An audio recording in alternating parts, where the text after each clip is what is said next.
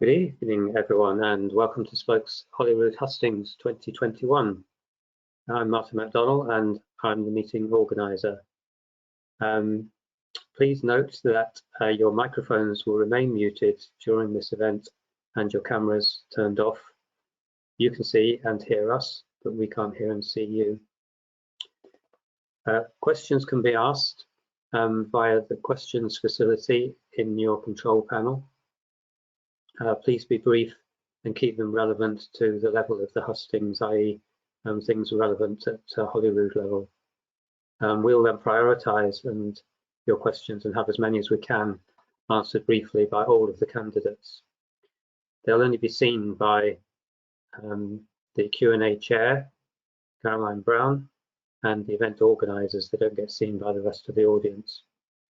We're recording the event and we will share it via a post-meeting update on the events page of our website. I'd ask you all, if you wouldn't mind, to complete a short survey after the event finishes. If you have any problems, then you can use the questions box to ask a question. Some people have had problems with audio in the past, and there are some options in your control panel to change the audio settings if you need. If that doesn't work and you can't hear anything, what also seems to happen is that sometimes another program locks out the audio and the webinar program can't get hold of it. And the only solution seems to be to restart your computer. So I hope you don't have that problem. Unfortunately, Malcolm Offord, the Conservative candidate at the hustings tonight, needs to leave to go to another event at 8:30. So he won't be able to stay with us for the whole session, but it's good that we've got him here for the time that we do. I hope you enjoy the meeting, and I'll now hand you over to Dave duFeu from Spokes to do an introduction to the event.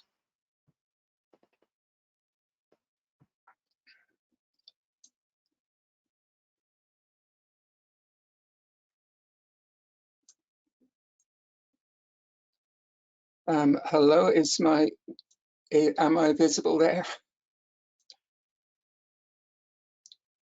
No, you seem to be the invisible man. We've just got a white screen. Can you hear me? Yes. Okay, I'm not sure what's wrong with it. Oh, right, here we are on the video. Okay, welcome everybody to our second Spokes public meeting in a month after a year with no public meetings at all. Both meetings are on issues central to the future of cycling, wider transport and the environment. The previous meeting about 4 weeks ago was about spaces for people as it affected Edinburgh. So it was concerned with the nitty-gritty issues of cycle route design, continuity, potholes, etc. And these, of course, are critical for ensuring safe and enjoyable travel by bike, and for making it possible for many more people of all ages and abilities to get about by bike. However, that is largely up to councils, whereas tonight we are looking at what the Scottish Parliament should be doing over the next 5 years.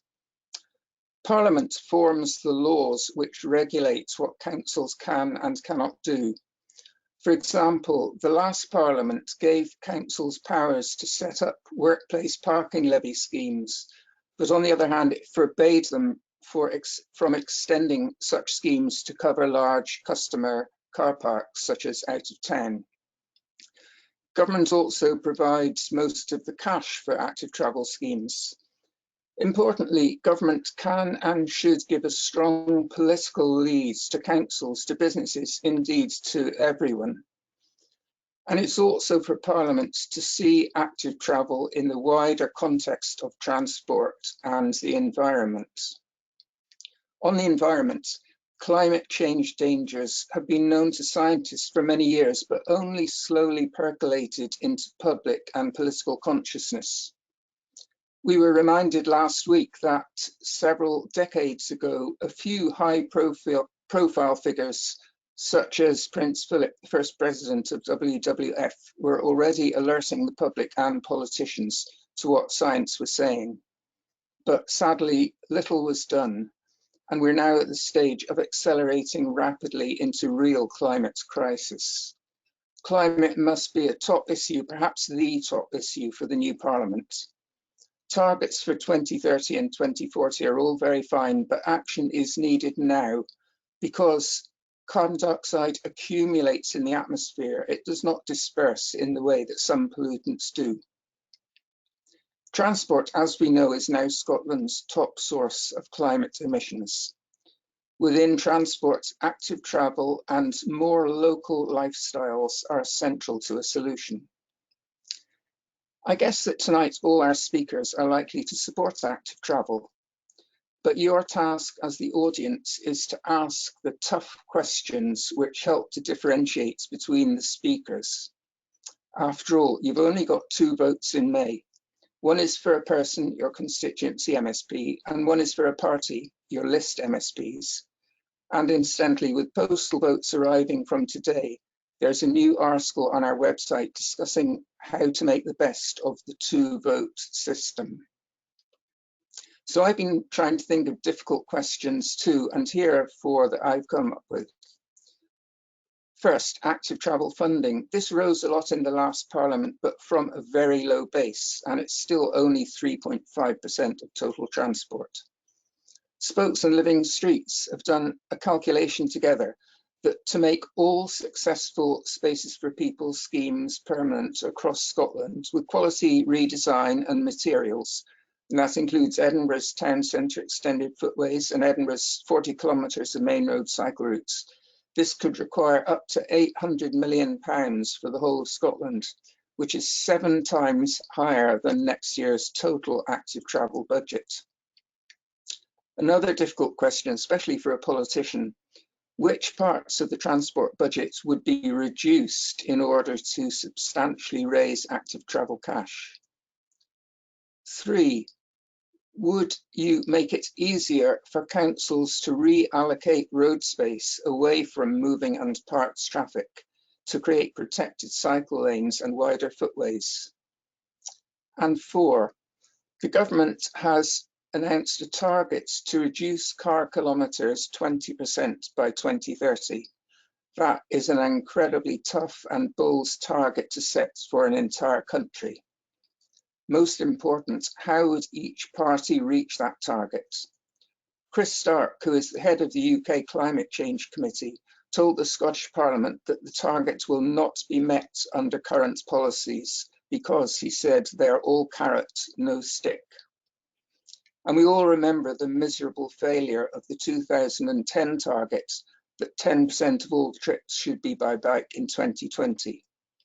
Until policies and cash are in place, targets can be just greenwash. So these are some of the challenges for the next Parliament, and doubtless others will come up in the question and answer. But before that, we look forward to opening statements from our 5 speakers. So may I offer them a warm welcome to the hot seat and trust they will leave the meeting steaming with enthusiasm. So our speakers have been invited to talk for up to 5 minutes each in an order determined by their first name. Then at the end of the question and answer session, they will all be asked what they've learned from the meeting, and they'll be asked that in the opposite order to the order they're giving the speeches in now. So we'll go on to the speakers. Ash, if you could put your video and sound on. Ash Denham is the current member of the Scottish Parliament for Edinburgh Eastern and the Minister for Community Safety. And she's standing again for Edinburgh Eastern and for the Lothians List. So over to you, Ash. Thanks, Dave. Just a small point of correction there. I'm not actually standing for the Lothians List, just for the constituency seat of Edinburgh Eastern. But good evening, everyone. Thank you very much for inviting me to be here to speak to you. So obviously, we're in the middle of a pandemic. We're still battling COVID. It's been a very tough year for many of us. I think we've all made sacrifices, and we've worked together really for the good of everyone in the country. And now more than ever, I think we need that experienced level of leadership to get us safely through the pandemic and on to the future. So every household in Scotland has benefited in some way over the last few years from SNP policies. And I'll just remind you of a couple of things. So that's things like record NHS funding, free personal and nursing care. Over 1 million Scots now enjoy free bus travel, so that's including over the over 60s and disabled people. Free tuition for our students, prescription charges remain free, and we introduced Scotland's baby box, which is a policy highlight that I really think is a really great policy. And also the Scottish child payments, that was brought in quite recently. So that's one of a kind in the UK, and it's been called game changing by anti-poverty campaigners, and is expected to lift about 30,000 children in Scotland out of poverty. So if we are returned to government, we would be prioritising investment in our NHS, in our education, so equipping our children to succeed in the future, creating much needed jobs after the pandemic, protecting families' budgets and supporting businesses to adapt and grow. And we're also prioritising climate change. So we've shown global leadership on climate change. We've got the most ambitious legal framework for emissions reduction in the world, helping us to work towards becoming a net zero nation by 2045. And getting there is going to need some transformational actions. So our updated climate change plan has over 100 new policies that will hopefully set us on that path towards delivering those targets. And we've also set a target, as Dave mentioned in his introduction, to reduce car kilometres by 20% by 2030, which is bold. We are going to be investing in zero emissions buses, a new emerging energy technologies fund, protecting biodiversity, and we've also been leading the way in tree planting for the rest of the UK.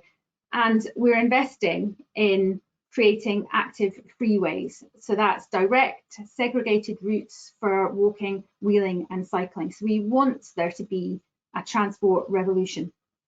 So we've recently announced £500 million, so that's over 5 years, and that's the highest ever investment in active travel. And that's obviously crucial because active travel is going to be fundamental to the development of a sustainable travel network going forward, and it should lead to positive behaviour changes with benefits both for public health and also for well-being of people.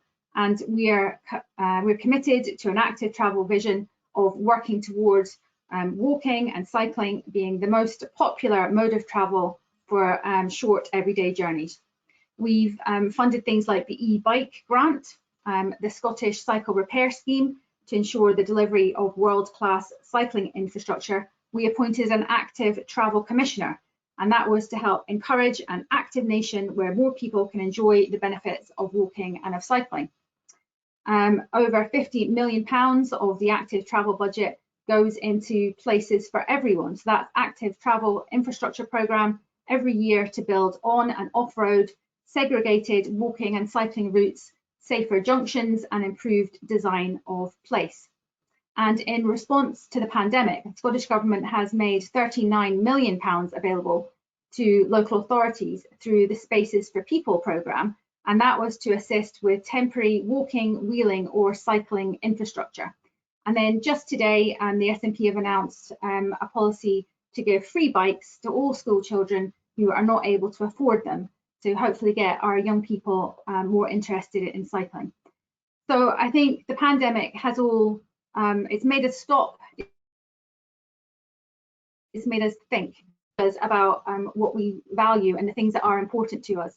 And I'm sure that none of us would want to go back exactly to the way things were, even if we could do that. So I think this is a huge opportunity for us to invest in the type of country that we want Scotland to be, and to build on that well-being for all of us. Thank you.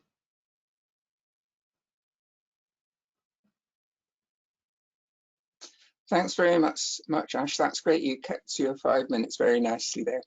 So Chaz, if you could put your video and sound on, and Ash, turn yours off if you don't mind. Chaz Booth is a current Edinburgh councillor. He is here for the Green Party, and he's also a spokesmember. He's standing for the Lothians List. So over to you, Chaz. Thanks very much indeed, Dave, and thanks very much to Spokes for organising this evening. My name is Chas Booth. I'm the Green Councillor for Leith on Edinburgh Council, and I'm one of your Lothian regional list candidates for the Scottish Green Party. I send apologies tonight from Alison Johnson, who unfortunately was double booked. Alison has been a Lothian Green MSP since 2011 and is one of our most accomplished MSPs. She has many significant achievements to her name, including stopping the expansion of flight paths over Edinburgh and protection for mountain hares. Over the last session of Parliament, Alison was also co-convener of the cross-party group on cycling and has worked hard to promote active travel. Alison is our lead candidate in Lothian, so a Green vote here is a vote to re-elect Alison Johnson and to send even more Green MSPs to Parliament to carry on her hard work. As Dave mentioned in his introduction, this election is like no other election before it, and not just because of the pandemic. Unless we act now, this may be the last election before the climate crisis spirals beyond our control. The Scottish Greens recognise this is an election where our future is at stake. As the Scottish Climate Assembly made clear in their report last month, if we fail to act now, we will fail our current and future generations in Scotland and across the world. In Scotland, emissions from transport are the single biggest source of emissions, and they are continuing to rise. We are on the road to hell, and this SNP government has been in the driving seat. In contrast, over the last 5 years, the Scottish Greens have got results, delivering policies to improve people's lives, from free bus travel for young people to a record £115 million budget for walking and cycling, to a new mechanism to deliver a workplace parking levy and allow local authorities to raise funds for sustainable transport. We have proposed bills to make 20 miles an hour the default speed limit in urban areas. We have sought to speed up the process for installing new walking and cycling infrastructure and have argued for presumed liability to protect vulnerable road users. But Greens are eager for more on sustainable transport. In the new Parliament, we want to see an immediate increase in active travel spend to at least 320 million, and over the course of the next Parliament to an increase to 20% of the transport budget. We want Scottish planning policy to deliver 15-minute neighbourhoods where all essential services are within a 15-minute walk. We will deliver a reinvigorated national cycling and wheeling network, streamline the process for designing and building active travel infrastructure, and support a safe to school scheme where every child living within 2 miles of their school can safely walk, wheel or cycle to school. We want to close the loopholes in the pavement parking ban, make it easier to take bikes on buses and trains, and establish an online police reporting system so anyone can upload footage of dangerous driving, and much, much more. The pandemic over the last year has been tough in many ways. More than 7,000 deaths across Scotland, and many people's lives put on hold. But there have also been glimmers of hope, an increase in community spiritedness, cycling numbers increasing, and air quality coming within legal limits for the first time in years. As we emerge from the pandemic, let's create a green and fair recovery that invests in warm homes, sustainable transport, and renewable energy. We've shown that green MSPs can deliver. Imagine how much more we could do if you give us your vote. Time is running out. On May the 6th, vote like our future depends on it. Vote green. Thank you. Thank you very much, Chas. That's great. You've kept actually 4 minutes, believe it or not. Now, everybody who's listening, remember, you can submit questions through the questions part of your control panel. So our next speaker, who appears already, is Jill Reilly for the Scottish LibDems, and anyone who's here from Portobello area will be rather privileged because they've had 2 speakers standing for Edinburgh Eastern, Ash, Denham, and now Jill Reilly. So over to you, Jill. Thank you, Dave. Good evening, I'm Jill Reilly. I'm here to represent the Scottish Liberal Democrats, as Dave said. Yes, and I am the candidate for Edinburgh Eastern and also on the regional Lothians List.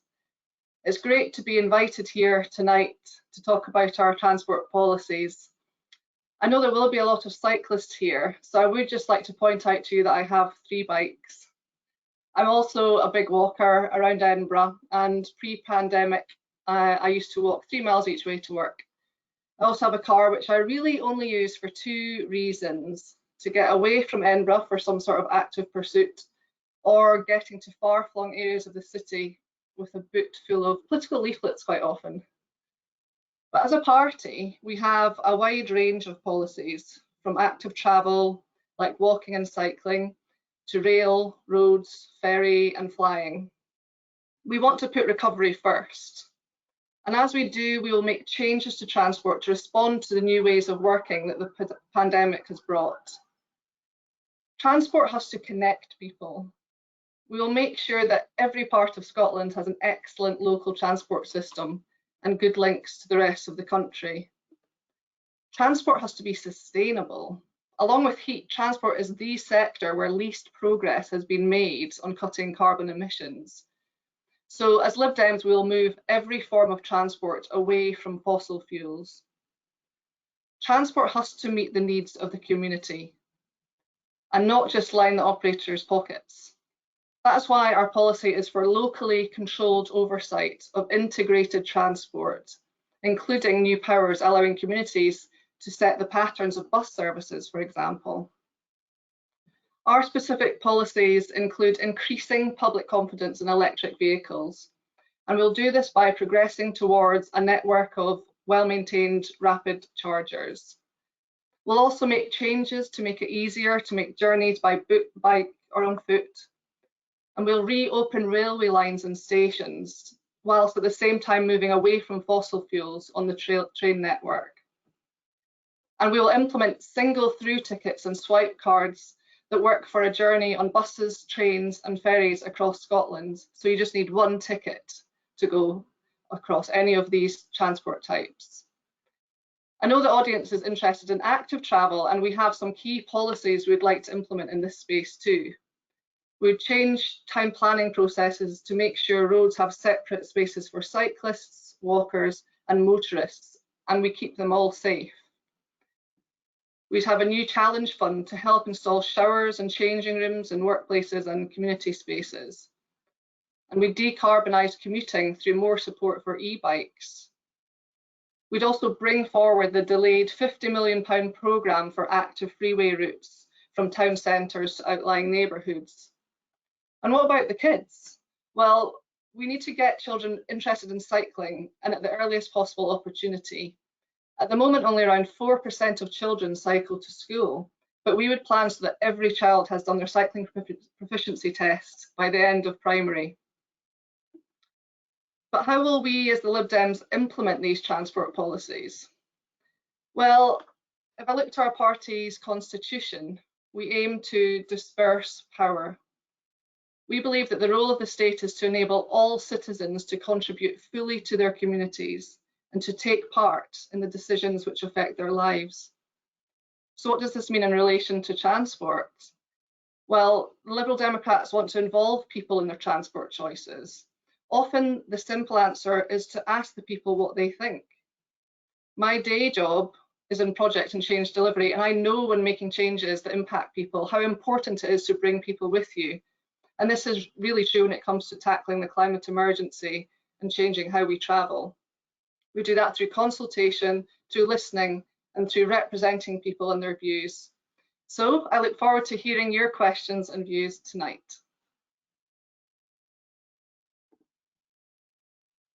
That's great. Now, Malcolm, if you could put your video and sound on. We're very grateful to Malcolm for stepping in when the previous Conservative speaker had to drop out. So he stepped in at the last minute. And off you go, Malcolm. Thanks, Dave. It's a pleasure to be here, and nice to see you all, even if it's virtually. Clearly, cycling's a fantastic way to get fit, and I have to say I'm a cyclist myself, so it's great to be able to join this debate. Good for people, good for the environment, which is why the Conservative manifesto will have concrete proposals to encourage people to take up cycling as we come out of lockdown, as well as providing investment in good local public transport. Obviously, having been looking through the Spokes website, I've got cognizant of your three key asks, all of which are very reasonable: accessibility, infrastructure, investment, and the Conservatives would support all of those. In fact, I don't think this is particularly party political. I think we would all agree with your aims and objectives here. I think the thing that catches my eye probably is the investment piece. That's an important piece. The total transport budget for Scotland is 4 billion. It's 3.5% at the moment into the active investment, and that's 140 million. And you've got a request to get that to 10% and then to 20%, which is what Dave mentioned, to go to 800 million, from the 140 to 400 to 800. So that's an ambitious target, and that's something we should talk about. I think that as far as we're concerned, as far as the Conservative Party is concerned, we would back that 10%. That's a stretch target, it's an ambitious target, maybe not as much as you want it to be, but that would be a big significant move from 140 to 400 million. And we'd like local schemes to ensure that they're suitable for buggies, wheelchair users, older people, set by the Active Nation Commissioner, whose role we think should be put on a statutory footing. I'm sure we'll be discussing this evening the temporary schemes, the Safe Places scheme, and we would like to, these are temporary, so therefore they should be reversed unless they can be shown to have been effective. And where they are effective, they must be retained, but they must be done on an objective basis with the councils leading the post-COVID reviews to create more low-traffic neighbourhoods, bus and bike only roads, schools, streets, low-emission zones, but all in full consultation with residents and businesses in the local areas. At the end of the next Parliament, I would say every city in Scotland should have a cycle network designed for commuting, and we should really elevate active travel to sit alongside a strong public transport system in Scotland. Rural bus routes have been in decline for years. The pandemic's accelerated this. So I would say that to address the gaps in bus services, the Conservatives would implement provisions in the 2019 Transport Act to allow local councils to propose bus services in their area. And we'd also review the regional transport partnership and the delivery of transport services with an ambition to develop more integrated transport networks. And then in terms of emission targets, we would develop a long-term strategy to give the operators the confidence to invest in hydrogen and electric buses. This would include a multi-year commitment to the ultra-low emission bus scheme. Let's make loans and leases available from the Scottish Government. And alongside that, let's get a scrappage scheme going to encourage operations and local authorities to upgrade their buses. And that should also clearly include accessibility for disabled passengers in condition for new routes or traditional support. So there's an active agenda for the Conservatives in the transport budget. And I think just in closing, I think I would say, look, I think it's a pleasure to be able to have this debate with you this evening. And that's really because this country, Scotland, is actually a relatively wealthy and well-funded country inside the UK. In many other less well-off countries, this sort of debate would actually be considered a bit of a luxury. And so therefore, my biggest concern for getting any of this implemented, going to 400, even 800 million of investment, is what would happen if we left the UK. As we all know, our total costs in Scotland are 81 billion, of which 4 billion is transport, 14 is NHS, 10 is education. And as we all know, that our total tax revenue is 66, which means we've got a deficit of 15, which is funded by the UK, which is a fantastic position for us to be in, which allows us to make promises around infrastructure and investment in transport. But I would fear greatly that if the SNP and the Greens got their way and took Scotland out of the UK, and we have a 15 billion funding hole, I suspect the priority for this would go rapidly down, and we'd have to think much more carefully about how we fund perhaps more key areas like NHS and education. So I welcome having this debate, but I think it's I'm very glad to be having that within the UK, where we have the ability of the funding from the UK to allow us to have this debate and not be talking about austerity instead. Thank you very much. Thanks very much, Malcolm. You're dead on 5 minutes. So Sarah, if you could put your sound and video on. So Sarah Boyack is standing for Scottish Labour. She's a current Lothians List MSP, and I think environment spokesperson for Scottish Labour. She'll correct me if I'm wrong. And Sarah is a very long-standing spokesmember who was actually the Transport Minister in the early days of the Scottish Parliament. So over to you, Sarah. Thanks very much, Dave. I'm really glad to be here tonight. And yeah, I'm the Climate Change, Environment and Land Reform spokesperson for Scottish Labour. I'm a Labour candidate for the Lothian Regional List. I'm number 2 on our list. And I suppose the other thing to say is I have been a long-standing supporter of active travel, both professionally as a lecturer and a town planner, and then as an MSP. And in the early days of the Scottish Parliament, I introduced the first dedicated funds for walking and cycling infrastructure and 20 plenty zones to make communities safer, free bus travel for the over 60s, and gave the green light to major rail investment. And I believe, as a Scottish Labour candidate, that the next Parliament has to focus on recovery from COVID-19. And that's why over the last fortnight, we've launched our recovery plans on rebuilding our economy, creating thousands of jobs, for example, by doubling the rate of energy efficiency installation in our homes, and a recovery plan to tackle our climate emergency and the deep-seated inequalities in our communities that were there before the pandemic, but have been massively exacerbated as people have lost their jobs, for example, women giving up work to pick up caring in the families. And in all of our ambitions for recovery, I think that encouraging people to walk, wheel and cycle safely has a key role to play. And we can see that during the pandemic, people have been enjoying walking and cycling for exercise. We've seen the rollout of a short-term additional pavement and cycle spaces to enable people to socially distance. And it has been great to see families out with small children on bikes. But there is so much more that we need to do. So in our Scottish Labour Climate Recovery Plan last week, we highlighted the importance of greening our communities, supporting our councils financially so that they can invest in safe active travel routes, green spaces and community growing spaces. We would increase spending on active travel to 10% of the overall transport budget. Now that level would give us the long-term uplift in spending that we need if we're beginning to see our towns and cities with the infrastructure that we need to keep people safe and attract them to walking or cycling. And we also need to see better connectivity between our towns so that people can walk and cycle to the services that they need. The other thing that I would say is that we need to see more support for our councils from the Scottish Government to enable them to tackle potholes and the poor quality of many of our pavements.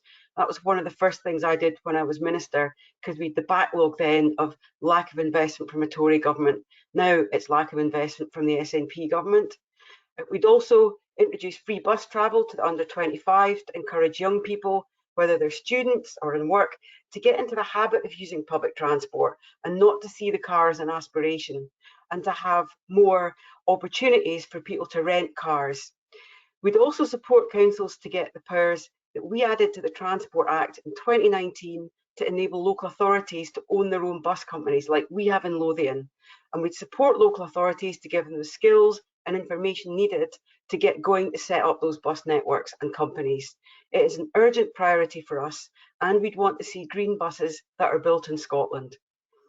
If we look at the stats, bus use has fallen by 16% since 2011.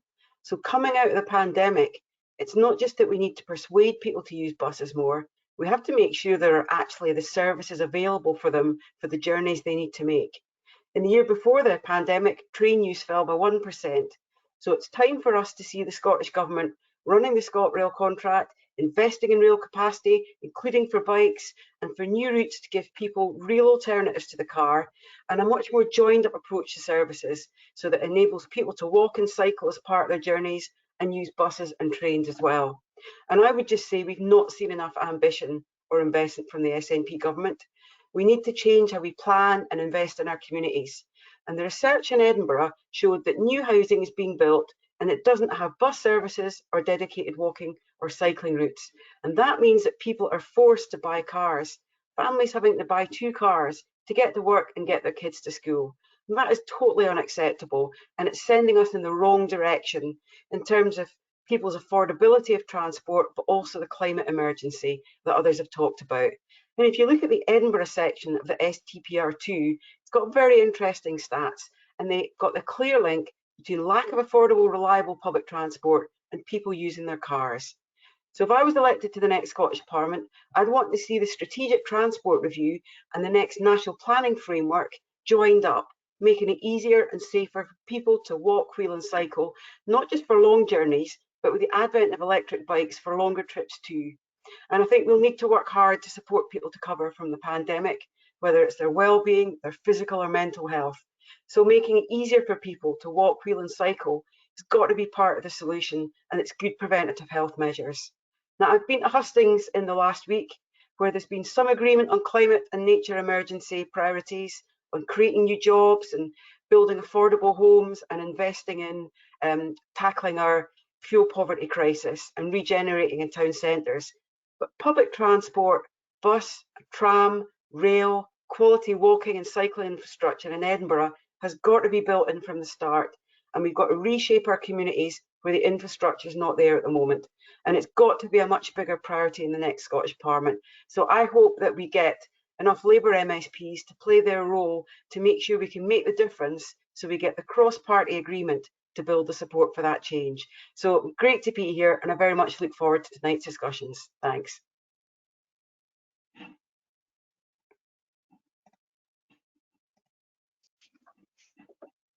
Thanks very much, Sarah, and to all our speakers.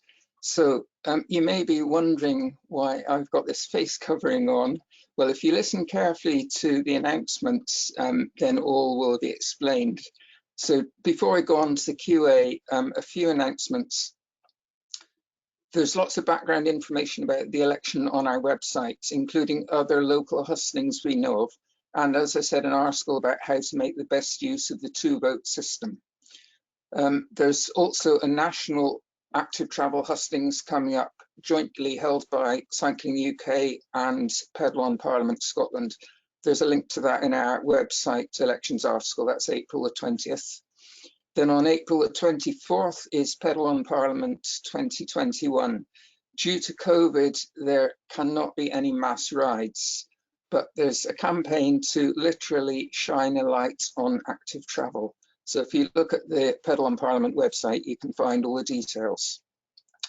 And then some specifically spokes announcements. We've just produced an excellent map buff, or snood, which is what you can see in front of you just now. And this has got an extract from our fantastic Midlothian 2020 map, showing the Portobello, Musselburgh, Dalkeith triangle. And it's a really wonderful production here. For details of how to get one, if you see the latest circular to spokes members, which is on our website under the tab called Spokesworker.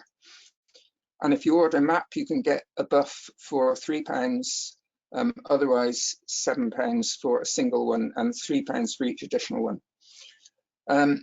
Secondly, we're running a great competition called Cycling in the Pandemic, which closes on Sunday the 2nd of May. We'll accept text, verse, pictures or video, and it can be either a story of your life through the pandemic as far as cycling is concerned, or it could be some incident or some change to your lifestyle, whatever, as long as it fits under that title. And there are some absolutely amazing prizes with details on our website, including things like a £100 voucher towards buying an e-bike, a top quality bike service worth £100 including spares, for a £500 voucher towards buying a cargo bike, etc., etc. And finally, do remember, if you're not a spokes member, we'd love you to join Keep in touch and we'll keep you informed of current local uncycling developments and how you can make your voice heard. So I will now pass over to Dr. Caroline Brown from the Urban Institute at Heriot-Watt University, who's running the QA. Many of you will know Caroline from previous meetings, and if any of the speakers are hoping to avoid answering the question, I think they'll have another think coming when Caroline gets on. So thank you very much. Well, thank you. I hope everyone can hear me, and thanks to all the candidates for their clear statements. We heard a lot of very positive things here and lots of broad brush agreement about, you know, headlines that you're all agreeing on, which is a good starting point for tonight. So I think picking up on where we began with Dave's introduction about carrots and sticks, perhaps we could answer a question which is about what your party or what you would say about prospects in the next Parliament for actions which would discourage people from owning and using cars. And if we go in the order that we started with, which would be great, and then we'll switch around a bit later on. But if I can invite Ash to start, please. Hi, thank you. Yeah, so I obviously that is what we're looking to do. We're looking to change the way we think about travelling, and obviously, you know, we're mainly the context of this is Edinburgh, and we know that we've got far too many single-use, you know, cars coming into the city, with the knock-on effects for that of, you know, air quality, traffic, making it feel like it's not a very safe environment for other people to use active travel and so on.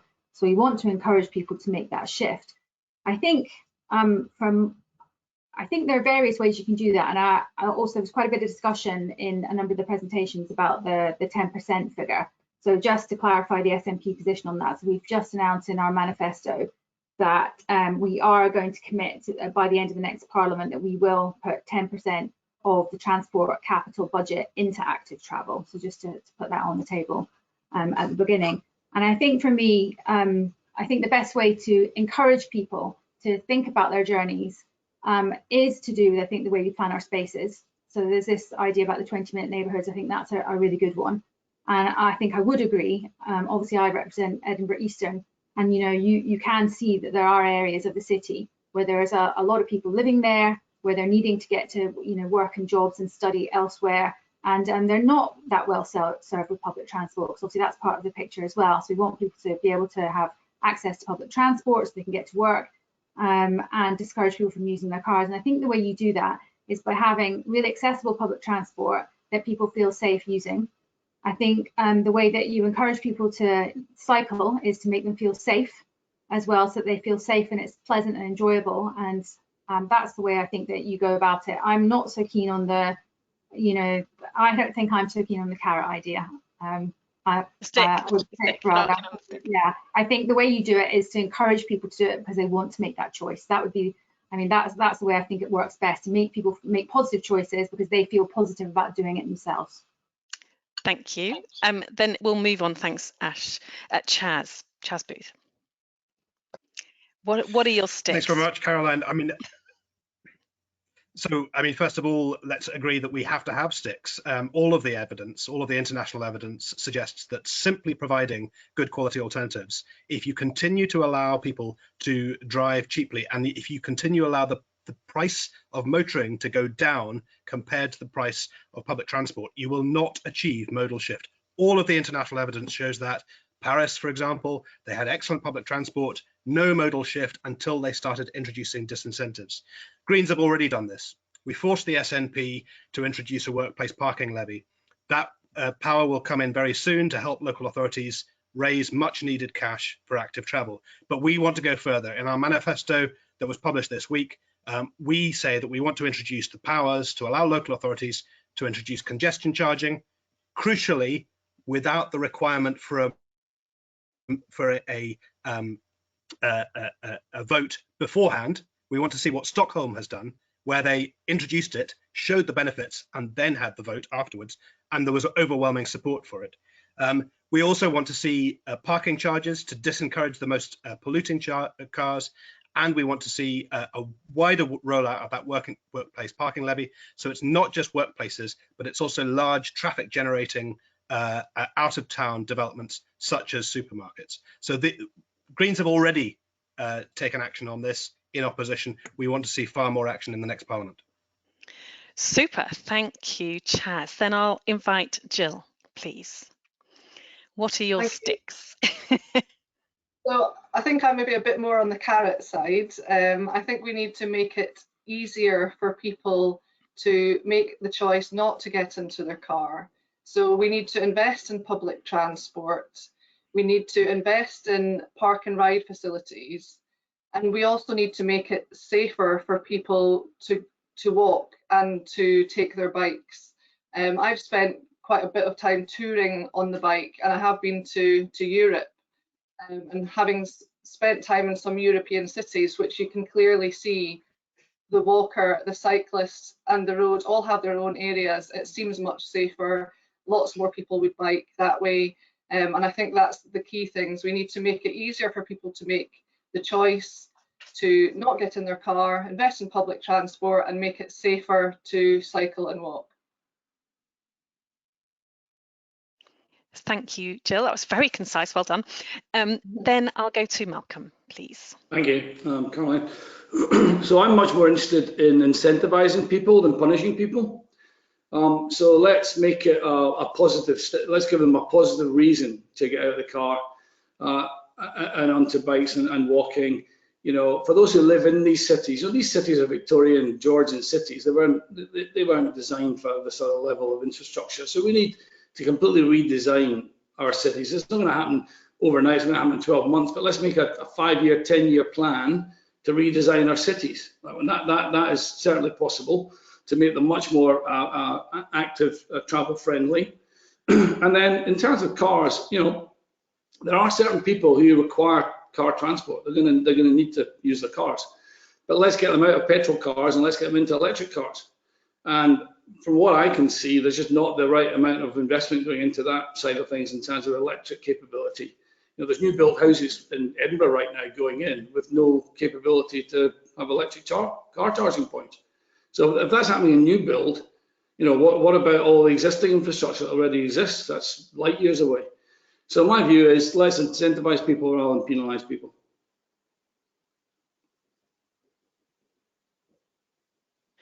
Thank you. Thanks, Malcolm. And lastly, Sarah. Right. Well, I think I had a go at some of the tough things in '99, and I attempted to introduce workplace parking levies, motorway tolling and congestion charging. And the response at the time from the voters and from other political parties was just that they were not prepared to even think about it. Now, maybe that was too early. But you can see the impact in other parts of the world. But the one thing that is very different is the levels of public transport infrastructure, and we are nowhere near enough on that. We had workplace parking levy in our Labour manifesto for the council in 2017. But the thing for me is that what you've got to do is, I know people have said already tonight that you need to have the stick first and then the carrot. But actually, you need to make it physically possible for people who live in East Lothian, Mid Lothian or West Lothian to be able to access a train or to be able to access a bus. And there are simply not the routes available for them to have that choice at the moment. And that's why it's got to be a much more joined up approach. If you look at the issue of buses in Edinburgh, they're far too slow because they get caught up in traffic. So there is something about making sure the bus lanes work and keeping the dedicated cycle routes that have been installed. And in that way, that is, if you talk to a lot of car drivers, they think that is a stick because we are removing space from our roads. So there's a political issue about how much do we want to do at the same time. So for me, it would be more affordable trains, more access. We still, when I look back to what we did in the early days of the Parliament, there's no ambition there in terms of the new train lines, the new stations that we need to enable people to commute. Because if we hadn't lost 14,000 houses in Scotland for people to live in, you wouldn't have had so many people had to move to Fife, have to move to the rest of the Lothians, and then commute back into the city. So this has got to be a joined up approach. Sorting out cars is part of it, but it's about redesigning our city. And actually our cities were designed around the car, with the exception of the Raw Mile. Most of Edinburgh was basically designed for cars, but not anything like at the level we've got them now. And they certainly weren't designed for people to drive in and out. So that would be my focus. And the last thing to mention is low emission zones, and that begins to change the rules for buses and cars, and we need more of them in the country to stop the horrendous problem of air quality which impacts on people's health. Thank you. Thanks, Sarah. On that sort of, if you like, on the sort of disincentive side of things, somebody's asked a question, let me just find it, about pavement parking. So saying, Ross Hendry, thank you, Ross. Vehicle users often feel they have priority and they're entitled to park wherever they like, and how do we change that? So we know, I think, I can't remember who it was, somebody mentioned loopholes in pavement parking. I think it must have been Chaz. But how do we change that? Sarah, let's go to you first. So tell us about pavement parking. What would you do? Well, that's the kind of thing that I think our local authorities need to be more empowered on. But we've seen a lot of Edinburgh that's actually now getting double yellow lines being introduced. And it's not just part of the safer routes, it's also about controlling parking. So I think that is going to be quite a big change. And it's been interesting handing out leaflets the last few weeks, getting feedback from people who really hate it, because people who used to have carers used to park outside their house. So there's something about bringing people with us, and I think that's really important. The thing about pavement parking is it's dangerous, because if you want people to be able to safely walk and to wheel, and given our aging population in Edinburgh, there are more and more of us are going to need to use wheelchairs or are going to have restricted sight. You need that to be safe for people. So that's why it's got to go up the political priority list. Thank you. Lovely, very concise. Thanks, Sarah. Malcolm. Thanks, Caroline. Yeah, look, I think whichever the issue is, whether it's parking, whether it's disincentives, or it's fines, whatever it might be, at the end of the day, this needs to be redesigned. The whole thing needs to be redesigned. We've got an opportunity to do that. There's a moment in world politics where the world's doing that. Joe Biden has just announced a $2 trillion super investment into America, and it's been called 20,000 miles of roads and 10,000 bridges.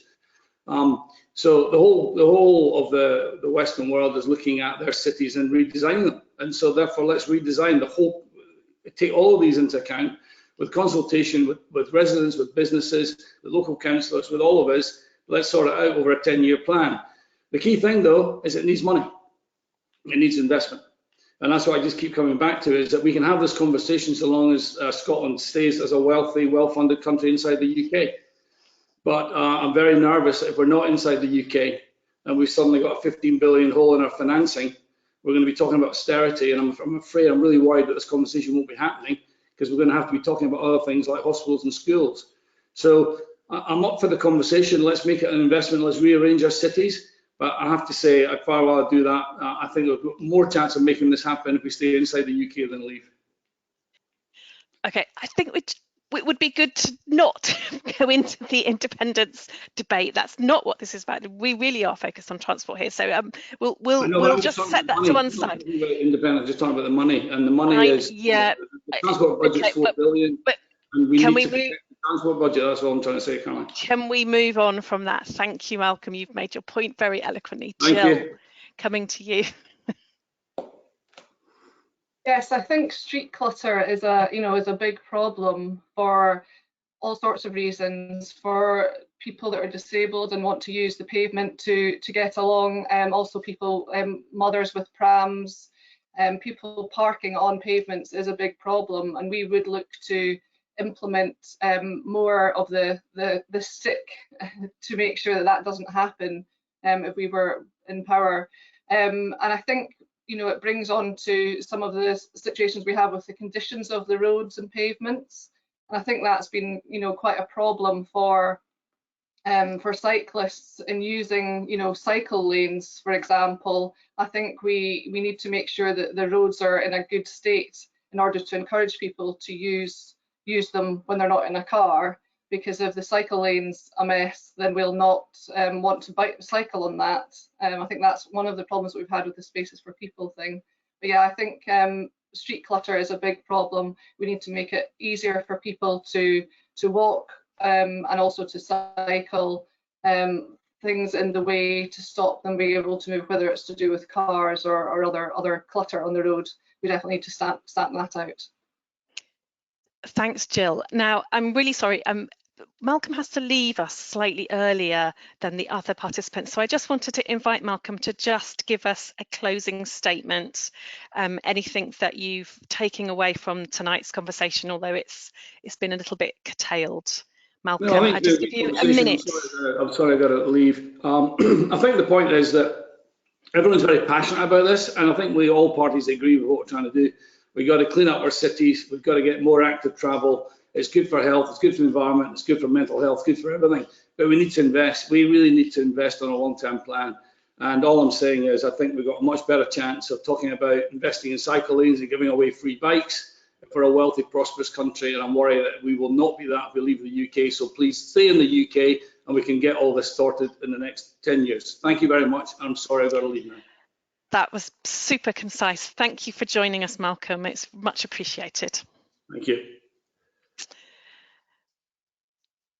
So Malcolm's just going to disappear, I think, in a moment. Off he goes. And so just on that question about pavement parking, and I just wanted to come to you, Ash. I don't think you'd had a chance to share your thoughts with us. I hadn't, thanks, Caroline. Yeah, I think pavement parking obviously can be a problem. I'm thinking, you know, it's not just for, you know, cyclists, obviously it's people who in wheelchairs and pedestrians as well. I have twin sons, and it's quite a long time ago now, but I did used to push a twin buggy, and there was quite a lot of times when, you know, I couldn't get along pavements. Either the pavements were too narrow or people were parking inconsiderately, you know, and it is a real problem.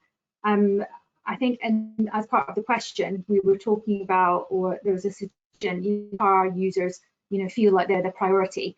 I don't think that should be the case, and I actually don't think that is the case, because there, you know, we do have the transport hierarchy, which is what we're working towards, and so obviously that's, you know, wheelchairs, pedestrians, cyclists, and then public transport, then taxis, and then private cars. So I think that's what we're working towards across the city. To try to do that, and that's, you know, part of the city mobility plan, obviously, that the council are working on as well.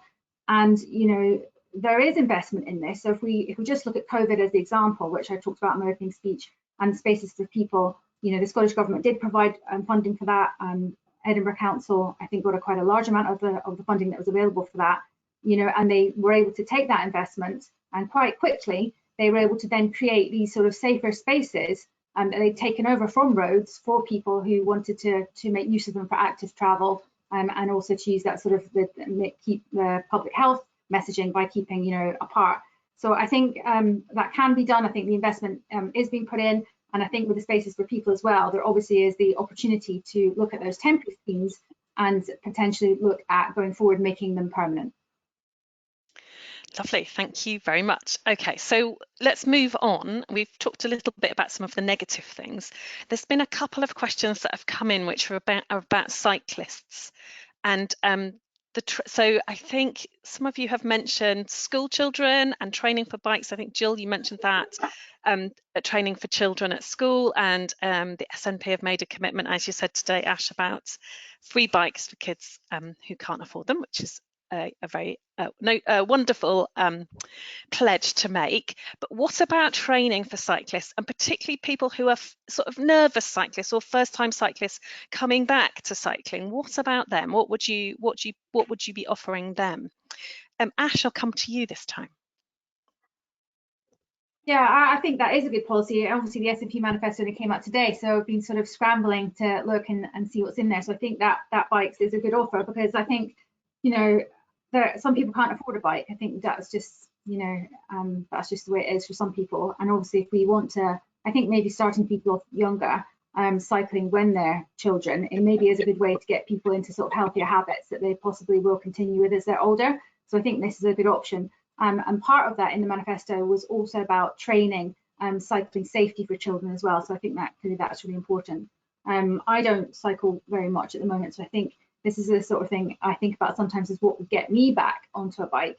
I actually had quite a bad accident when I was a child and went to hospital and had 17 stitches. And it certainly, you have to take a bit of courage to get back on the bike when if you are feeling a bit nervous, if something like that's happened to you. So I think we're back to that again. We're back to the safety aspect. And I think that the segregation for me, I think for people who are nervous like myself, where you feel you're away from the traffic, I think that's really important. So I think that is something that we need to invest the money into, which we are going to do, because I think that is the way that we will get the more nervous cyclists back onto the bikes. Thank you. And then we'll go to Jill. Yes, so yes, I did mention that we would be investing in cycling proficiency tests for all children going through primary school, but we'd also have a plan in place to provide training for adults who we want to get back into cycling as well. And I think with things like also trying to have more support for e-bikes, I think that really greatly encourages people who maybe, you know, living in Edinburgh, there are lots of hills here. It can be daunting to think I've got to cycle up all these steep hills. I actually volunteer with a homeless charity and use an e-bike for the work that we do in homeless outreach there, and it is quite a joy to have an e-bike to go up some of the hills in Edinburgh. So I think if we can encourage people who maybe are scared or out of touch from cycling, because lots of people cycle as a child, they maybe don't do it when they're, you know, in a later age, and I think it's really good to encourage people of all ages. So I think, yeah, investing in training for people, having that as an offer for kids and adults, and investing in supporting people if they want to get e-bikes as well, I think would be a good way to get people into it. Lovely, thank you. Chaz, I'm sorry. My bad. That's right. Can I just very briefly say two things about pavement parking? Firstly, when I was the transport lead for the Greens on Edinburgh Council, I had the privilege of going on a walkabout with one of our parking enforcement officers. And it was fascinating because he said, oh yes, he pointed out all of the serial offenders who persistently park, and they all know what the loopholes are. Obviously, I'm not going to repeat what the loopholes are now, but they all know what the loopholes are. So it's crucial that you close the loopholes to ensure that people are not parking on the pavements, which, as Ash correctly says, massively impacts on disabled people, on wheelchair users, and on people with buggies as well. When I became a dad for the first time, it had never really occurred to me as an issue before, and then all of a sudden it became a major issue. The other crucial point to mention there is that the rate of the fixed penalty notices that are handed out by councils is set by the Scottish Government, and it hasn't been increased in nearly 20 years. Now, is it not time that we gave the power to set what that fine should be to local authorities? The SNP government has been consistently refused to either increase it or to allow local authorities to have that power. I think they should have that power. On the issue of the training for cyclists, I completely agree that we do need to provide that framework. And we're in the bizarre situation where in England, those who put forward and plan and deliver cycling proficiency for kids are paid, whereas overwhelmingly in Scotland it's done by volunteers. This is not something, although it's fantastic if we have all of those volunteers out there, it's not something that should be left to volunteers. We should be investing in the active travel infrastructure of the future. One final point to make: the SNP's commitment to free bikes for kids who can't afford them is fantastic, but unless you also deliver the infrastructure to ensure that kids can cycle to school, it's a bit like giving them an iPad but letting them make do on old dial-up Wi-Fi. It's just not going to work. All right, Sarah. Yeah, thanks, Caroline. I very much agree with that last point that Chaz just made there. I think there is also something about promoting cycling in schools, not just cycling proficiency, but as something that is an acceptable thing to do and an aspirational thing to do, and making it possible for people to park everywhere. You know, we've just debated, you know, should you have 10% of your transport infrastructure going to cycling, but there's large parts of the country where you don't have decent cycling facilities, so it's not possible to cycle safely, as well as the on-street stuff. I think the other thing I would mention is the fact that stats tell us that women are more risk averse. Now, on one level, that's totally understandable. So what you've got to do is to have better infrastructure, and I would also argue for publicity campaigns, because when I have discussions with pals, they try and say that it's almost as if all cyclists are the same kind of people, and we're not. We're like, you know, car drivers or bus users. There is a huge range of different types of cyclists out there, and we should celebrate that. So one of the things I would like to see going back to Parliament is more public campaigns about cycling, promoting it, making it trendy, telling people how much it improves their health and their well-being, how much people enjoy it. You know, the other thing I've spotted in the last year is more people on electric bikes who are older. So it's clearly liberating for people. So I think we've just got to promote this. I also quite like the police publicity about drivers being too close and flagging that up. So there's something about making other road users more cycling friendly. I think that's important. So for me, I do a lot of publicity. And finally, I think more community reconnection, getting people to go out locally in the community, support people. The stuff that the Racial Equality Council does is really good.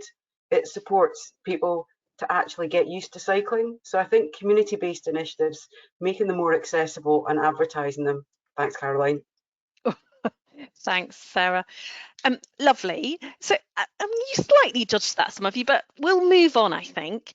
Can we talk about, you know, somebody has said, Claire Conahan has put in a question which says, you know, at these hustings, we hear a lot of really positive things, and the parties tend to put forward their, you know, their spokesmen and women who've got, you know, helpful things to say about cycling, and not often come and say, I'm a cyclist myself. I mean, Jill told us she's got 3 bikes. So, I mean, it's good. It's good, Jill. We're impressed. But what are you going to do, though, to bring other people in your party along with you? Because that's part of the problem, is that, you know, we see other politicians standing in the way. So what will you do to get your less supportive colleagues to get on board with everyday cycling and bring about real and positive, lasting change in our villages, towns and cities? So we'll go back the other way again. So Sarah, over to you.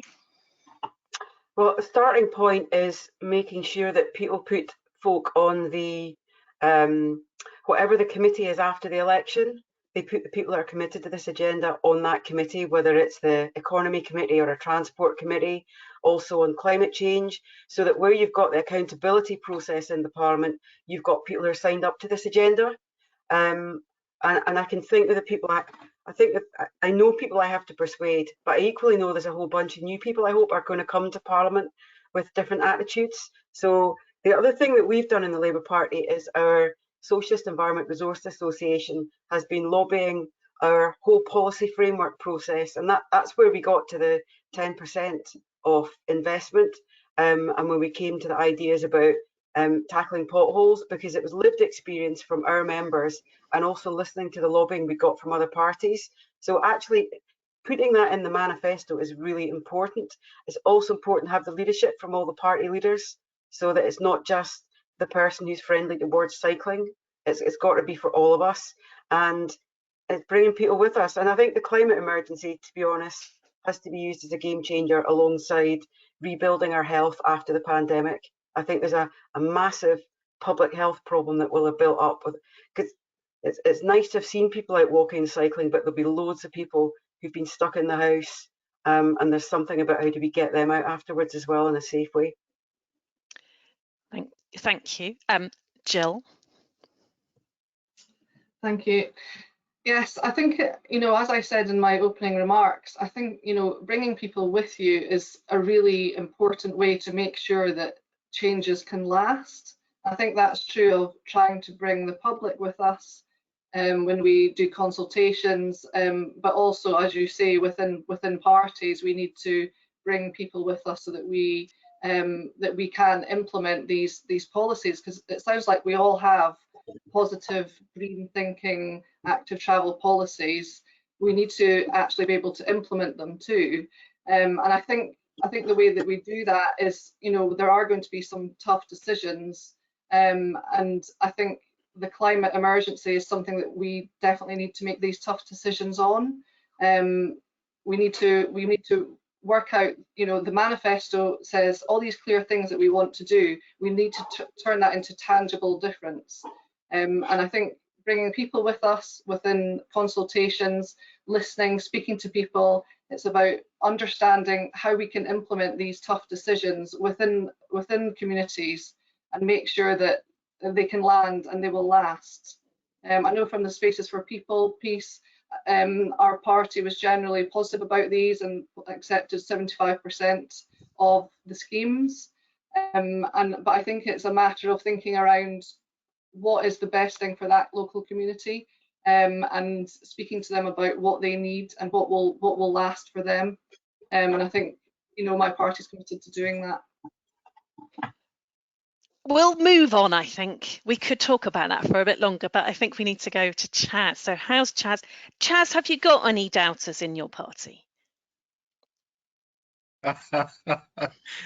It's a good question, and I have to say thank you very much to Claire for raising that question. I mean, the fundamental question is, in the SNP, for example, you've got Leslie McInnes, who's absolutely driving this agenda forward. She's fantastic. She's doing a really good job in Edinburgh. But if you vote SNP, are you going to get a Leslie McInnes, or are you going to get a Michael Matheson, who's consistently failed to give councils the powers they need to speed up active travel infrastructure? Likewise, I have a lot of time for Sarah. She's fantastic. She has a good track record of when she was Transport Minister. But if you vote Labour, are you going to get a Sarah, or are you going to get Graham Smith, who tried to block proposals for workplace parking levies? If you vote LibDem, are you going to get Edinburgh West MSP, who claims to support action on climate change, but actively campaigns against active travel schemes? If you vote Green, you know you're going to get somebody who will stand up and will champion active travel. It's written there in black and white in our manifesto, and what's more, we have a track record of delivering it. So if you want real action on active travel, then Green is the only option come May the 6th. Right, Ash. Thanks.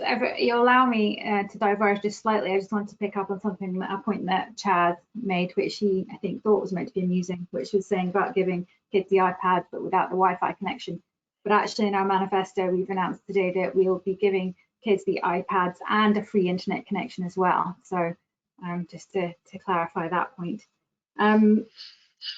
I also wanted to pick up on the awareness raising campaigns that Sarah mentioned in a previous answer, and just to highlight that the Scottish Government actually did fund Cycling Scotland to deliver the Give Everyone Cycle Space. That was a very profile media campaign that I'm sure some people will have seen quite recently, and then that was delivered in tandem with Police Scotland, Operation Close Pass. So I think that does show that we are, you know, also committed to doing the awareness raising campaigns and to keep people safe.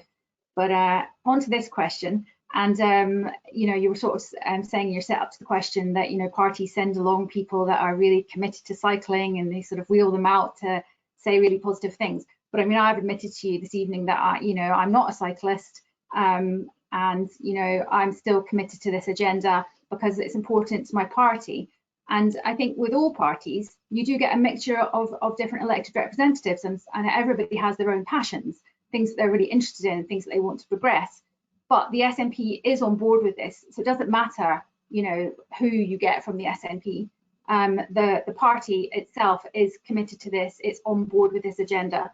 You know, we've put in our manifesto the amount of money that we're committed to. We will fund this. We will follow through with it. We realise that this is very important, and we're going to move it forward. And I think Spaces for People, you know, shows that we gave the funding for that. We were supporting local authorities, and we were encouraging them to move quickly as well. So that's just an example of where we've done that, and also quite recently. Thanks. Okay, thank you. So in that vein then, I think following on from that, talking about implementation. So again, you haven't necessarily directly answered that question about your colleagues, but let's talk about the relationship between Scottish Parliament and local authorities. We rely on local authorities to implement many of the policies at government level, at national level, but we also see that local authorities often are the block to implementation. And again, manifestos have got national ambitions about networks and 15-minute neighbourhoods, but we rely on the local authorities to put them into effect. So how will your party get the problem or address the problem of local authorities, either both councils and parties at the local level, being oppositional to these national goals and policies? What would you be doing? Ash, I'll come to you again. So I rang Leslie McInnes, obviously Chaz has mentioned earlier, to have a wee chat with her, you know, as part of my research for coming along to talk to you this evening. And, you know, Chaz is right, she's entirely committed to this agenda. Obviously, she's the SNP's lead on transport. So, you know, if people are interested in what the local authority for Edinburgh have got on this, then the city council city mobility plan is the thing to have a look at. I think it's quite accessible for people to have a read of. It's got loads of really interesting things in there. And that's the strategic approach that the council are going to take for around about over the next 10 years. And obviously it covers a lot of things we've already talked about, you know, reducing congestion, accessibility, inclusion, some of the things we've touched on already, about, you know, segregated cycling, about improving the infrastructure, getting our carbon emissions down, and all the kind of things we've talked about already. They're also obviously talking about other things. So they're talking about, you know, improving public transport. I think that what's come through this evening that I also think is really important is this joined upness, you know, about having hubs where you can change from one type of travel to another. I think that's really important. And also having a joined upness between, you know, the city and the areas that surround the city, so that, you know, if you live just outside of Edinburgh, you can easily get in on public transport, or you've got a cycle route where you can get in on public transport. Obviously low emission zones, that's been mentioned. Workplace parking levy, that's come up. That again, that's in the mobility plan for people to have a look at. But they're also looking at, you know, other ideas like this 20-minute neighbourhoods, which I, you know, that was quite new to me, I'll admit that. And I had to look at that and I thought that was really interesting. And I think this speaks to, again, what we've been talking about this evening, about planning things in advance, so that when you put in these big housing estates on the edge of town, you really think about the services that you're putting in there. You think about how people are going to get around, how they're going to get to work, and, you know, try to encourage people to live local, enjoy their own area, and then we give people the opportunity to obviously, you know, active travel or to use good quality public transport. Okay, thank you. Jill. Yeah, so I think the question was around how do we, can you hear me? Yeah. Mm-hmm. I think the question is around how do we make sure that we implement these policies, and how do we work with the local government to implement those. So I think, as I've said earlier, I think it's really important that we make sure that we speak to people who are going to be affected by changes in order to bring them with us. So I think what we shouldn't do is think that we can apply the same ideology across every single area within Edinburgh. We need to look at what is right for that community and what is right for that location. And I think that's what will allow us to implement things. I think that's what we should be encouraging the local government to do, is to make sure that we have consultation on the different areas that that we want to make changes, so that each scheme is run on its merits. And I think historically we have had quite a lot of conflict between motorists and cyclists, and now I think that's going to move maybe to be between cyclists and pedestrians. So we just need to work out how we can safely allow each of those three to have a space and to be safe. And I think the local government consultations will help us understand what is best within each of the areas within Edinburgh where we'd want to make changes. Okay, thank you. Chaz. Thanks very much. The question was, what do we do about the problem of local authorities being oppositional and blocking progress on active travel? Luckily in Edinburgh we have, well, not luckily actually, in Edinburgh we have the opposite problem. Obviously Edinburgh wants to go further, the Scottish Government is holding us back, but I recognise that around the rest of the country this is a problem. I used to work for Sustrans, the Sustainable Transport Organisation. We dealt with local authorities all around the country, and some of them were fantastic and wanted to drive this agenda forward, and some of them simply didn't and blocked it. And we've seen that, you know, especially local authorities in the West, failing to implement active travel schemes or taking them out even when they've put them in. Now, I'm a local councillor on Edinburgh Council. I'm also a Green. I believe fundamentally that we have a far too centralised political system in the UK and in Scotland as well. If you look at Norway, for example, they have communes where they have their own tax raising powers. So I think the answer actually is to empower local authorities and local communities. Part of the real tragedy of devolution is devolution stopped at Holyrood. We should keep on going, push powers down to local authorities and down to real communities, and give them in particular powers over tax raising, over, for example, workplace parking levies or congestion charges. Because if you give local authorities those powers and local communities those powers and encourage them, provide them with the resources, they will actually use it responsibly and boost active travel. So, you know, the glib answer is we tell local authorities what to do. That isn't actually the answer. What we need to do is empower them. Lovely. Sarah. And they also need to be funded properly as well. If you look at the budgets for local authorities, they have been hammered over the last decade with something like £937 million for non-ring fence money. So most of our councillor colleagues would argue that there's not enough money going into education or social care. That's one of the key conclusions of looking at the social care crisis. And cycling is fighting for a space amongst all the really tough decisions. That's partly why I think we need money for potholes, for road improvements, and not to build new roads, but to actually improve the quality of our existing roads and pavements. It's a particular issue for cyclists, but it's also an issue for people using pavements. So those are issues I think really need to be tackled. And I think the bill we just passed at the end of the session, the Andy Whiteman bill, I think is part of the way forward, which is about giving local authorities respect and signing up to the European Charter and giving them more power. And I do think that in the last year we have seen the problem of local authorities not being empowered, and they need to be given more opportunities. In the last Parliament I'd worked on the tourism levy. I didn't get to come back to implement it. I'm astonished we still don't have one. So local authorities need more funding opportunities. They need better funding from the Scottish Government. And I think, you know, the other thing that's different in Edinburgh is we have a massive cycling lobby. That really makes a difference. I don't know if people who are spokesmembers get that, or if it just feels like a good social connection, but it isn't. It's political. The fact that spokes lobbies, councillors and MSPs makes a difference. And we don't have, you know, we've got cycling organisations across the country. We've got great groups like Sustrans and Cycling UK, but there's not the same political effort that's been put into lobbying people over the years.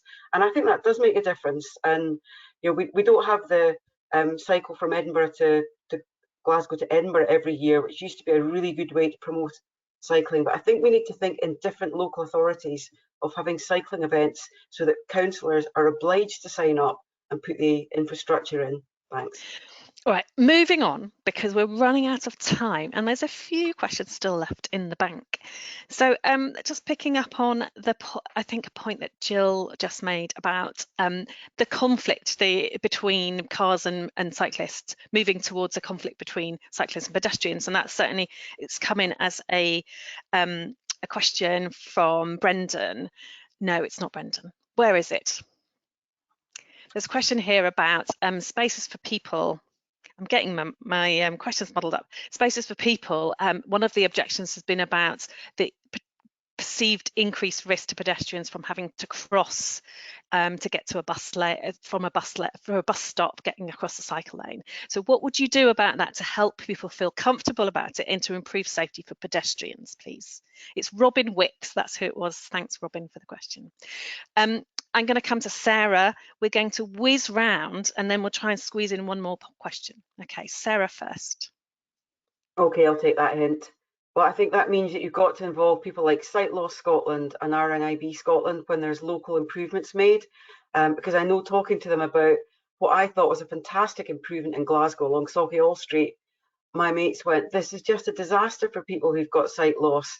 You need to have proper segregation. So there's something about communities need to be part of the design. And I think you can see the Leith Walk. It's great we're getting the tram in place, massively in favour of that. But you've got to make sure that the schemes work for people with a range of interests. And when we had the walk, wheel, cycle hustings a few weeks ago, that point was really strongly made by people with sight loss, and it could also be people with disabilities, and also just I've actually seen quite a lot of young people cycling on pavements recently where I live, and we've really you've got to have proper cycle routes so that younger cyclists don't feel that they should be using the pavements. So there's a whole lot of stuff to be tackled in that, but fundamentally it's about design and involving the people that need to be involved, and not just have traffic engineers doing it. Thanks. Lovely. Jill, I'll come to you then, Chaz. Yes, so like Sarah, I think there's some of the things that they've been doing on Leith Walk have been really, really positive, and having that segregation so it's clear which is the cycle lane, which is the pavement, and obviously the road, and it's clearly separate, I think is really positive. And I think from the question, it was around what about if people are wanting to go to a bus stop from the pavement across a cycle path. And I know as a party, we would say that the priority has to be the pedestrian. And I do know that there generally we have the allow people to cross signs when we're by a bus stop. But I think the priority has to be with the pedestrian. But if we have segregated cycle lanes, then that will speed everything up for the cyclists generally. So hopefully giving way at the bus stop isn't too much of an impact. I know in other countries in Europe, the cyclist has the priority, so that is maybe something in the further on future that we could look to, but I think that would be maybe one step too far initially. Thanks, Chaz. Thanks, Caroline, and thanks very much indeed, Robin, for the question and for all of the work that you do with Edinburgh Access Panel. I think if it wasn't for Edinburgh Access Panel, then the needs of disabled people and the importance of ensuring accessibility would not be nearly so high up the agenda as it is.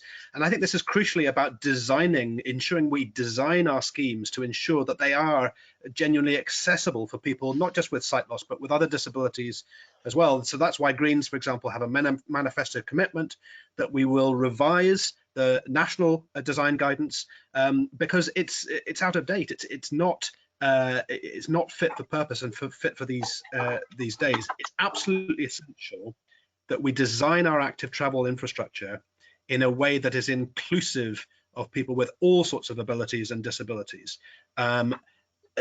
Leith Walk was mentioned. Greens engaged with the SNP Labour administration on Edinburgh Council in order to get changes to those tram designs to ensure that there was a fully segregated cycle route all the way along Leith Walk. That's Greens engaging and getting results. Thank you. And Ash. I just wanted to pick up on a point from our previous answer, where Chaz was saying that devolution had stopped at Holyrood, and I don't think I completely agree with that. And I could just give one example. So my work in government about the antisocial use of fireworks, I'm bringing in new powers for local authorities, and that's for no fireworks zones. So that's just one example. And Sarah was picking up on the point about spokes being good at lobbying, and I can certainly attest to that. I've been out with spokes walking through Portobello on a walk to school route. I think it was a couple of years ago now, but I think it's very valuable for politicians to get that opportunity to go out and speak to people and hear about people's concerns and priorities. So I'm glad to get that opportunity. In terms of this conflict, I think Chaz nailed it there. It's about the design guidance. So I know the Scottish Government has been working with disabled people's organisations to provide that support and guidance to local authorities as they sort of implement these temporary schemes, including design guidance. How useful it is, I don't know, because I haven't got that level of detail, but I think that's certainly something we need to look at to make sure that the guidance is useful and that it helps obviously to keep all of us safe, because that's the outcome that we're looking for here. Okay, thank you. Right, then I think we're going to squeeze in one last question. I'm a bit torn because there's two really good questions left. But I think this one is quite important, again, which is about cyclist behaviour. And there's quite an extensive question here from Sarah Matos, who's talking about Deliveroo and, So, you know, we've all been locked at home. We haven't been able to go out and eat, and we've been ordering our Uber Eats and things which are coming on bikes.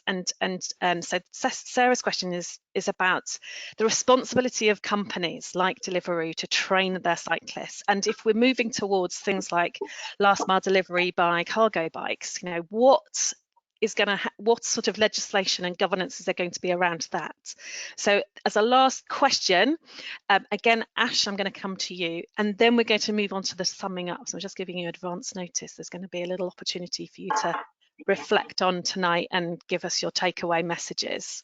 So Ash, Deliveroo cyclists and the regulation of that development in cycle couriers and things, what would you do? Yeah, so I obviously think that companies have a responsibility to keep their employees safe, and also to not encourage their employees, even if it's inadvertently, to sort of act in ways that, you know, might put themselves and put other people at risk. So I'd have to give that some thought about how we would go forward with that. But I think, you know, that is important. But I think the companies have a role to play there. I'm not sure if wider regulation is needed. That's something I need to look into. Okay, very swift. Thank you. Chaz. Thanks very much indeed, Sarah, for the question. I'm going to slightly challenge the premise of the question, though, because I don't think that it's up to us as politicians to put the onus on the road users to say you have to behave in a certain way. I think it's up to us to ensure that we design our streets and our cycleways and our footpaths in a way that basically forces people to behave in a responsible way. And actually, that's much more about ensuring that we control how motorists behave, for example, because they kill and injure far more people than active travel users do. So the Dutch approach, for example, is called sustainable design, and they build in this idea that, you know, humans are fallible, we all make mistakes.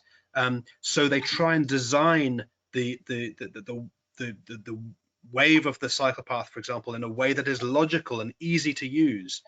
I think that's what we need to, the approach we need to take, to design in safety rather than putting the onus on the cyclist or the pedestrian or the disabled person or the motorist. Let's design it in from the start. Thank you, Jill. Yeah, I'm not sure that there would be anything specific legislation around Deliveroo or courier style cyclists. I think they should meet the same level of care that we would expect of any cyclist, whether it's to do with making sure they have lights and they keep their bike maintained, and, you know, any reckless cycling should be looked at in the same way it would be for anyone. But yeah, I agree that if we have the right cycle infrastructure in place, then it'll make it easier for everyone to cycle safely, whether that's, you know, a Deliveroo cyclist or whether it's, you know, someone commuting or, you know, cycling to work, anything like that. Thank you. Sarah. Yeah, I think from my observations, mostly cyclists are pretty good at sticking to the rules. And the more we have advance points for cyclists at junctions, the more we have dedicated cycle space, the better we make it, because cyclists are a whole range of people, and we should want to have people that can use bikes as part of their job, whether it's, you know, delivering or whether it's getting to and from work. People who are different types of professions to be using their bikes to get around, that's something we want to encourage. If there are particular issues and you think there have been particular challenges and it's ongoing and consistent, and I'm not aware of it because I've not seen this myself, then I think the kind of thing we might want to do is to get a round table with some of those companies and actually just ask what kind of training they're doing for their staff and what their expectations are. So I wouldn't want to leave it there, but I think Chaz's wider point about my worry is more about other road users rather than cyclists in terms of causing danger. And I think it's that hierarchy that Jill talked about earlier, starting with pedestrians, cyclists, and then vehicle users. That's got to be the priority. Super. You've all done a fantastic job of answering the questions, and it's for the audience to judge how well you've done that. Now I'm going to invite you to just give us a very short, a 1 minute summing up what you're taking away from tonight, and we'll go in the reverse order that we started with. So Sarah, will come back to you, and then we'll finish with Ash. So Sarah. Yeah, well, I think in the early days, I probably was seen in my party as our cyclist and our environmental person. And honestly, in the last 20 years, things have changed. And I can see that in terms of councillor colleagues, MSP colleagues, and I can absolutely see it in our policy making process, because active travel is now, the fact that we've gone for 10% of the investment in terms of traffic transport, I think is symbolic, and it actually tells you how far we've come.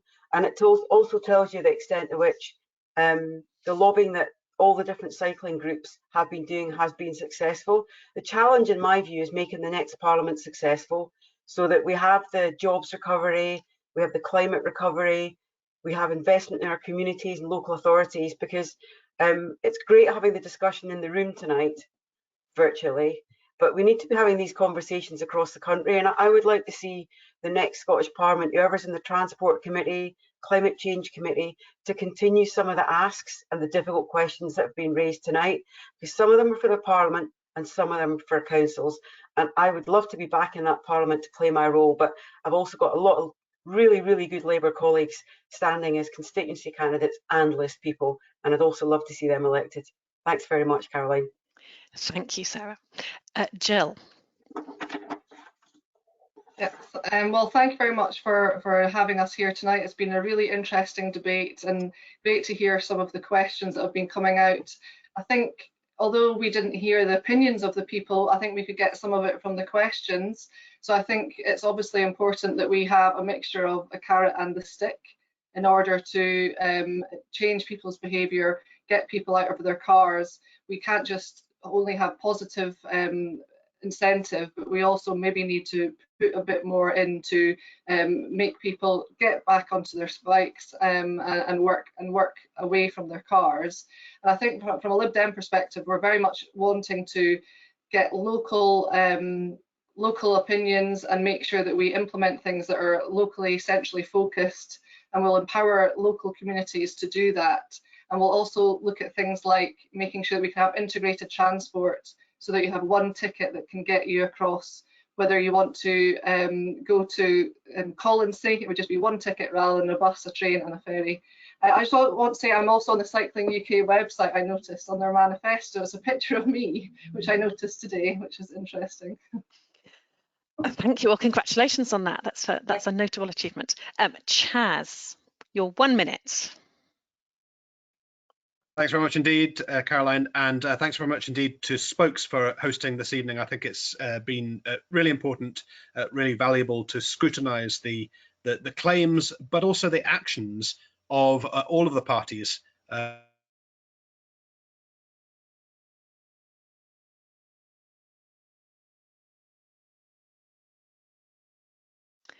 I've lost Chaz.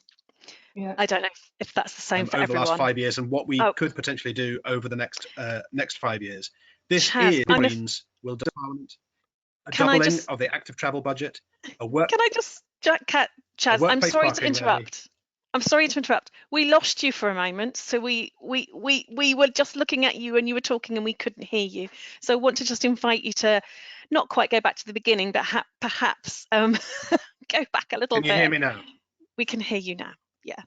Okay, so I was saying thanks very much indeed to Spokes, to you, Caroline, and to everybody who's asked questions tonight. I think it is important that we scrutinise not just what politicians say, but also their actions as well. Crucially, this is a climate election. The other parties promised the earth. Only the Scottish Greens will deliver. Scottish Green MSPs have delivered over the course of the last Parliament, doubling of the active travel budget, workplace parking levy, free bus travel for younger people, and we've delivered that with a handful of opposition MSPs because we constructively engage to create a better Scotland. Don't sit on the sidelines carping. Imagine how much more we could do with more Green MSPs. The clock is ticking. On May the 6th, vote like our future depends on it. Vote Green. Thank you. Super, thanks, Chaz. And lastly, Ash. Thank you. I want to thank everyone for inviting me this evening, and I've certainly will be taking away that interest and appetite to support active travel, particularly cycling, and that emphasis that we've discussed this evening about joining things up, and that emphasis on safety as well. So I'll take those things away with me. And should I be re-elected, and indeed should I be returned to government, I think that desire to move further, to move faster, and to make sure that ambitions are backed up with funding, I think that came through strongly this evening, and I'll take that away with me. So thank you very much for this evening. No, well, thank you. And of course, we should remind everyone that we had also a Conservative Party member represented tonight as well, Malcolm, who had to slip off to another event. So yes, we shouldn't forget about their offer as well. And he gave us his little summing up earlier. It falls to me now just to say something to draw this to a close. And I hope for everyone it's been an informative evening. We've certainly seen, I think, some broad consensus amongst the parties about the general agreement about the climate emergency and the requirement to address active travel. We've also seen broad agreement around increasing the proportion of the budget, the transport budget, which goes towards active travel. So I think there are many commonalities here, but where do we see the differences? And I think there are some differences. I think we see some differences in the number of carrots and sticks available, and some of the approaches, particularly towards local authorities and the implementation. I think there were some differences of opinion about that. But Sarah and I share a profession. I'm a town planner like Sarah, and in my training many years ago, I was learning about the importance of planning and transport being linked together, and that was hundreds of years ago now. So we've been talking about this for a really long time.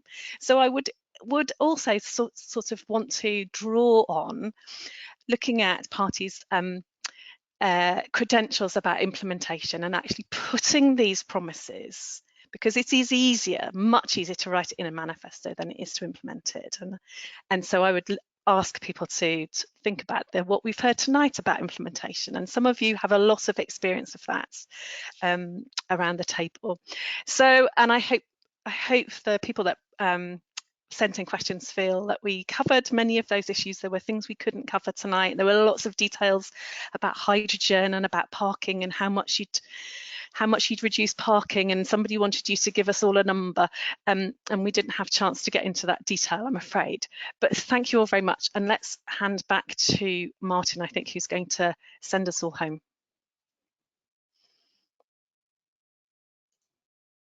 Hi, yeah, thanks very much everybody for being here tonight. Everybody in the audience, we had 52 people in the audience tonight, which is a pretty good number. Thanks all for being here, and thanks for the questions that you submitted.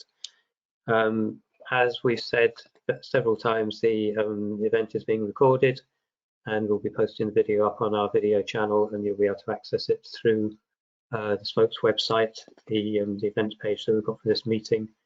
We'll also be adding a summary of the meeting and the key points that were raised, and a summary of the surveys that we've done as well. So please take the time.